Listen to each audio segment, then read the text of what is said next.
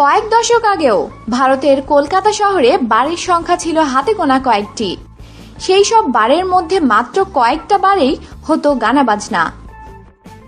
সেখান থেকে উত্থান ঘটেছে অনেক বিখ্যাত সঙ্গীত ব্যক্তিত্বদের। তবে এখন আর তেমন কোনো কিছুই ঘটে না, কারণ কলকাতার বারগুলো এখন তাদের পুরনো ঐতিহ্য হারিয়েছে। এই সব বার এখন আদতে পরিণত হয়েছে ডান্স বারে। অধিকাংশ ডান্স বারেই রয়েছে একাধিক ফ্লোর ও একাধিক শিফট। দিনভর খদ্দেরের আনাগোনা লেগেই চলেছে। বলিউড ছবির গানের সঙ্গে উদ্দাম নাচ, সেই সঙ্গে যৌন ব্যবসা, মারপিট, খুনের ঘটনা তো রয়েছেই।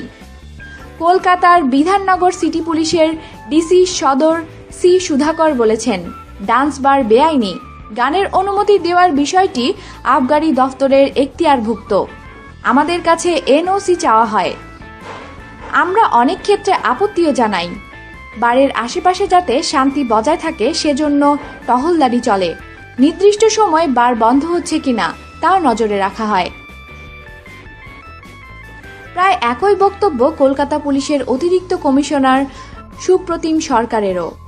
তিনি বলেছেন, সময় অতিক্রান্ত হওয়ার পরও বার খোলা রাখলে আমরা মালিককে গ্রেফতার করি।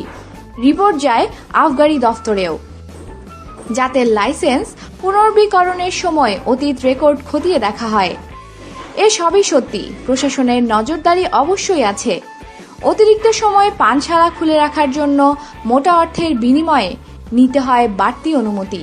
তবে আদতে এসবের তোয়াক্কা না করেই শহরের কিছু কিছু এলাকায় মধ্যরাতে ছাপিয়ে চলে ডান্স বার। নিয়ম ভাঙাটাই এখন পানশালা বাণিজ্যের নিয়ম হয়ে দাঁড়িয়েছে।